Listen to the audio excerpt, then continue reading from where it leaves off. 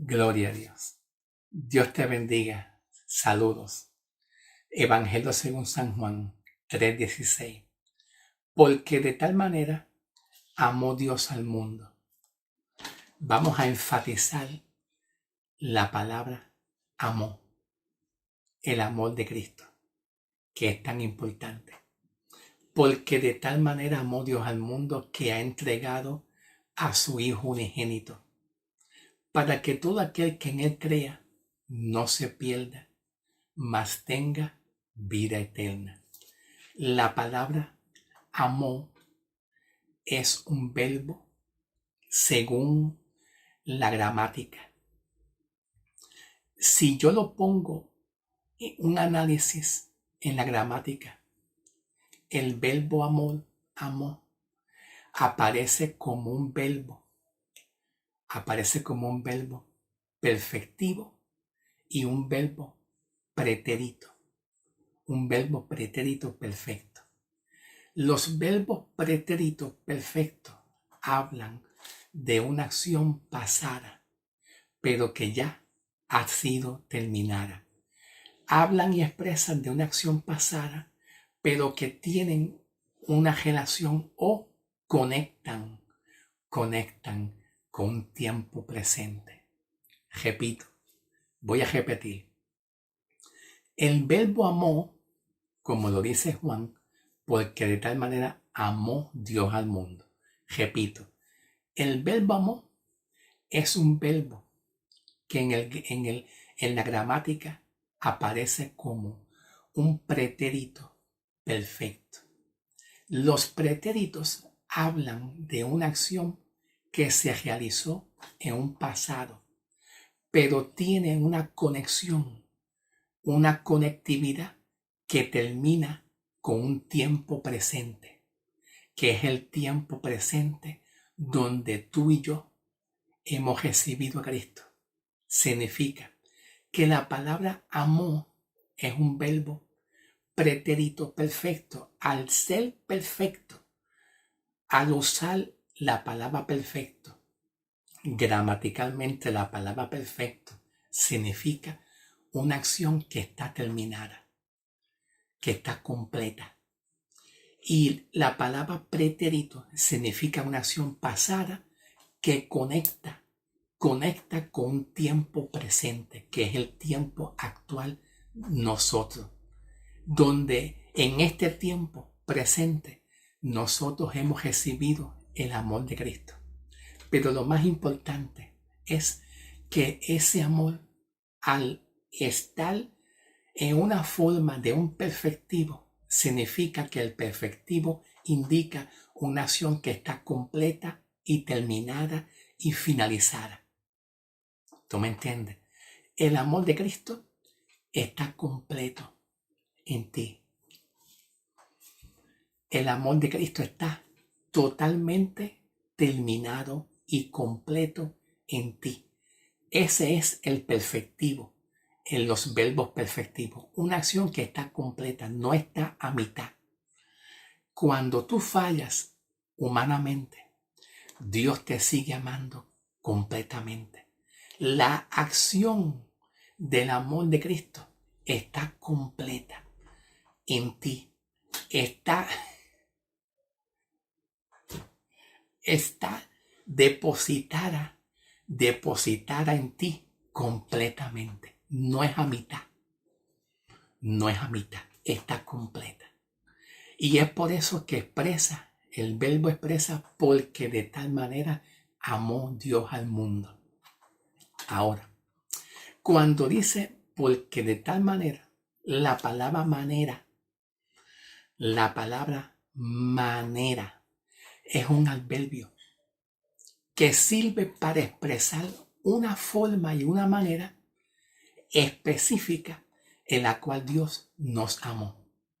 Una manera específica. Y esa manera específica en la cual Dios nos amó viene siendo el contexto. El contexto es: de tal manera amó Dios al mundo que ha entregado a su Hijo unigénito. ¿Por qué dice que ha entregado a Cristo Jesús, a su Hijo? Bueno, eso significa que Cristo se entregó en el lugar del pecador. Cristo Jesús se entregó en el lugar que estaba el pecador. El pecador se encontraba en un estado de corrupción y de pecaminosidad, sin esperanza, sin salvación y bajo la condenación. Como el pecador se encontraba en ese estado de condenación, en ese estado de juicio, en ese estado de la ira de Dios, Cristo lo que hace es que se coloca en el lugar del pecador. Es como si Cristo empujara al pecador, lo echa para un lado y Cristo se pone en el lugar del pecador. Entonces, al Cristo ponerse en el lugar del pecador, Cristo muriendo en la cruz, Él recibe todos los azotes, Él recibe todos los golpes, Él recibe todos los vituperios, Él recibe toda la condenación completa en el lugar de recibir el pecador.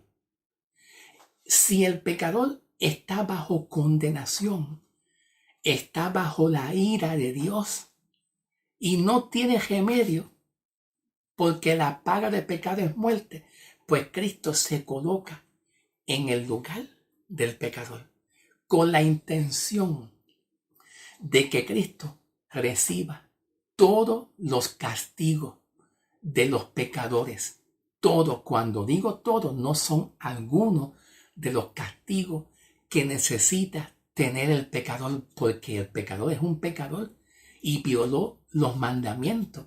Y Pablo dice en el libro de Romanos, diciendo, la paga de pecado es muerte. La paga de pecado es muerte. También dice, la dádiva de Cristo es vida eterna.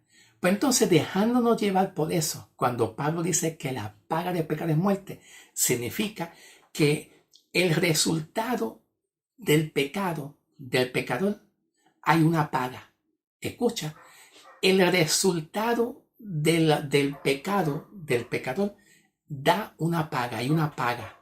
El pecador tiene que pagar con muerte. Tiene que pagar con muerte. Cristo, Jesús, se coloca en el lugar del pecador. ¿Ves? Se coloca aquí, en el lugar del pecador. Y entonces, al Cristo colocarse en el lugar del pecador, Cristo recibe el castigo en vez del pecador. Cristo recibe el castigo en vez del pecador recibirlo. Lo que pasa es que el pecador actualmente no lo sabe. Si el pecador supiera eso y supiera cuán grande es el amor de Dios, se arrepentiría. Pero muchas iglesias no entienden eso. Lo que muchas iglesias deben de predicar es esto mismo. Esto mismo que les estoy enseñando dirigido hacia los pecadores. Que Cristo murió en el lugar del pecador. Y en el lugar del pecador, Cristo recibe todos los vituperios. Cristo recibe todos los azotes y los vituperios y el castigo los recibe Cristo. Todo. Dice Pablo que la paga del pecado es muerte. Muerte aquí viene siendo que el hombre no tendrá vida. Sus días están contados. ¿Por qué? Porque antes de Adán y Eva pecar, antes de Adán y Eva pecar, el propósito y el plan de Dios con el hombre, obviamente antes de pecar, el propósito de Dios es que el hombre tenga vida en la tierra, tenga salud física, emocional y espiritual, y tenga larga vida, una larga vida. Pero a causa del pecado hizo que el hombre durara menos. El hombre hoy en día dura menos, tiene menos años de vida y espiritualmente está muy afectado por causa del pecado. Pues entonces Cristo se coloca en el lugar del hombre y recibe el vituperio, el castigo, recibe todo lo recibe en el lugar del hombre, para que el hombre pecador, al oír el mensaje de salvación, al oír el contenido que contiene el mensaje, porque ese es el contenido del mensaje. El contenido del mensaje es que Cristo murió por los pecadores en el lugar de ellos. Entonces Cristo al morir, entonces muere Cristo, pero al tercer día resucita. Y Cristo al tercer día, al resucitar, vence la muerte. Vence la muerte. No necesariamente vence la muerte física en el punto de vista de que el hombre nunca va a morir, pero sí vence la muerte espiritual. Tú sabes que la paga de pecado es muerte, es condenación. Pero entonces vence el poder de la muerte hacia el hombre. El hombre ya no va a estar muerto en sus delitos y pecados, sino que el hombre va a tener la vida de Cristo, simplemente cuando el pecador haya creído en Cristo. Cuando Cristo resucita en vida, en vida. Él resucitó. El Padre resucitó a su Hijo amado Jesucristo al tercer día. Y la vida de Cristo está en cada uno de ustedes. La vida de Cristo es la salvación. Es la salvación que está dentro de nosotros. Y si la vida de Cristo está en ti, que viene siendo la salvación, tú nunca, para Dios, tú nunca mueres. Tú mueres humanamente en el cuerpo, en la tierra. Sí, tú mueres humanamente en la tierra, humanamente. Claro, todos tenemos que morir algún día, pero dentro del punto de vista espiritual, ahí tú nunca mueres para Dios. Tu alma siempre va a estar salva. Tu alma siempre va a estar salvo, y eso es una promesa que Dios nos dio a nosotros, que cuando dice Pablo en el libro de Tesalonicenses, capítulo 4, dice Pablo, Tesalonicenses 4, dice Pablo, que los muertos en Cristo van a resucitar. Es una promesa. ¿Por qué? Porque murió creyendo en Cristo. Y no solamente murió creyendo en Cristo, sino que al creer en Cristo tiene la vida de Cristo. Y aunque haya muerto humanamente en la tierra, murió teniendo la vida de Cristo. Y la promesa es que cuando venga el día del arrebatamiento, tanto así los muertos que murieron en Cristo y nosotros, que estemos con vida, lo que hemos quedado con vida, cuando llegue el arrebatamiento, nos iremos con Él.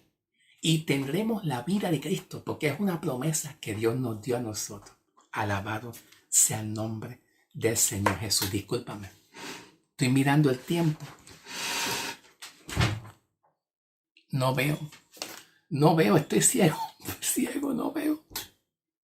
Ok, está bien, todavía me da tiempo.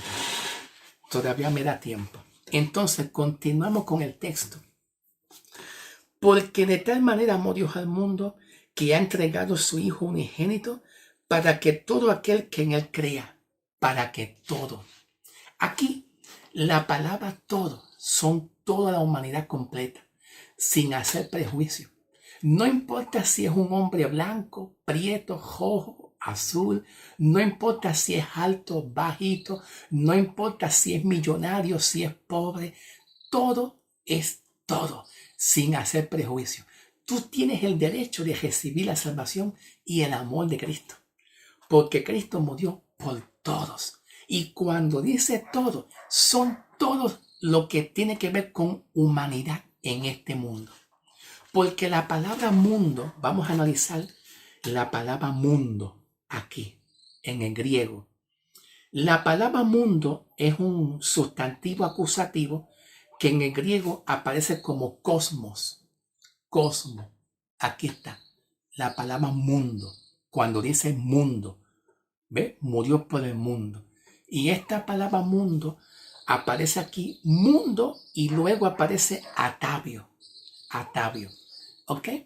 Atavio significa, la palabra atavio significa lo que le jodea al mundo, lo que le está rodeando el mundo. ¿Y qué es lo que le está rodeando el mundo? Pues humanos, gente humana, con muchas debilidades, con muchas debilidades. Dios amó al mundo así, en esas debilidades. Pero la pregunta es la siguiente: ¿por qué decidió Dios amar al mundo? ¿Por qué? Porque el mundo, estando en esa condición de pecaminosidad y sujeta al pecado, no puede salvarse ellos mismos. Ellos no pueden salvarse ellos mismos porque ellos están en condenación. Ellos están muertos en sus delitos y pecados. No puede salvarse. Necesita de un Salvador que los ame. Y esto me recuerda mucho a mí lo que dice Mateo capítulo 5, versículos 2, 3 y 4 en adelante, cuando Jesús habla de la bienaventuranza. Por lo menos en la Biblia, la Reina Valera 1960 lo expresa de esa manera: la bienaventuranza. Que Cristo vio al mundo y a la gente, lo vio con tanta necesidad, que en vez de reprocharle su pecado, en vez de juzgar con el dedo juzgador, como muchos hacen, que juzga con el dedo juzgador, en vez de juzgar sus pecados y discriminarlo, etcétera, pues decidió amarlo en la condición, en el estado. ¿Y por qué dice aquí la palabra amó? Porque la palabra amó es lo que necesita este mundo. Tanto la iglesia como los pecadores necesitan a alguien que los ame en el estado que se encuentra, sin pedirle nada a cambio, porque el amor de Cristo para salvación no le pide nada al hombre para que sea salvo, solamente le pide la fe. Le pide al hombre pecador diciéndole: ¿tú crees que yo pueda salvarte? ¿Tú crees que yo pueda librarte de la condenación? Esa es la fe. La fe no se basa solamente en que creemos que allá arriba hay un Dios grande. No, la fe se usa aquí en el contexto para que el pecador y nosotros también, la iglesia, entendamos si nosotros creemos que Cristo puede librarnos del juicio. La fe no se usa en el contexto de uno decir: oh sí, yo sé que allá arriba hay un Dios grande. Oh, sí, allá arriba hay un papá Dios grande, sí. No, ese no es el contexto de fe. El contexto de fe es que creas que Cristo te puede salvar por encima de tus muchas debilidades. El amor de Cristo y la fe viene siendo el amor y la fe de que Cristo puede hacer algo por ti sin tú ponerle a Dios una excusa. Él puede salvarte por encima de tu necesidad, sin ninguna excusa. ¿Tú lo crees? ¿Tú crees que Dios te puede perdonar todos los pecados? ¿Tú lo crees? Ese es el contexto de fe, que creamos que Cristo nos puede sacar del mundo donde tú estás, de la depresión donde tú estás. Aleluya. Entonces dice el texto: porque de tal manera amó Dios al mundo, que ha entregado a su Hijo unigénito, para que todo aquel que en Él crea. Significa que cuando hay amor, hay una posibilidad que el mundo pueda creer. Ese es el contexto. Ese es el contexto. Escucha: para que todo aquel que en Él crea. Está hablando todos, no son algunos. No son prietos ni blancos, no, todos. Cuando dice todos, son todos. Para que toda aquella persona que crea pueda ser salvada. ¿Y por qué dice para que todo aquel que en Él crea no se pierda? Porque si el hombre cree en el amor de Cristo, cree que su salvación está segura en Cristo Jesús, cree en una promesa de salvación segura, pues entonces el hombre tiene la posibilidad de creer para que entonces sea salvo.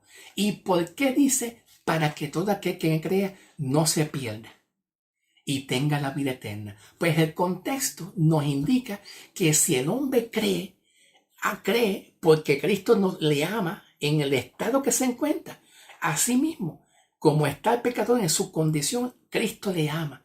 Y si el pecador cree en el amor de Cristo, el pecador va a recibir salvación. Para que todo aquel que en él cree no se pierda. ¿Por qué dice no se pierda? Porque si cree, no se va a perder. Ese es el contexto. Si el pecador cree de corazón, la promesa de Cristo es que nunca se va a perder su alma, porque Cristo es el que da la vida al que cree. Cristo es el que da la vida al que cree. Y si tú creíste de corazón, aunque tengas muchas debilidades humanas, no te preocupes, eres salvo. ¿Por qué? Porque Pablo nos da una palabra aquí en el libro de Timoteo, segunda Timoteo 2. Si le somos infiel, él permanecerá fiel. Si tú les eres infiel, él va a permanecer fiel contigo porque tú decidiste creer para que seas salvo. Aunque tú le falles 1000 veces, él no te va a fallar. Él va a permanecer fiel en la promesa que él te entregó. ¿Y cuál es la promesa que él te entregó? La salvación. Él no te va a ser infiel. Él te va a ser fiel aunque tú le seas infiel a él humanamente hablando. En el nombre del Señor. ¿Ok? Dios te bendiga. Un abrazo. Te amo. Te amo. Te amo en el amor de Jesucristo. En el nombre del Señor. Siga adelante en el nombre del Señor.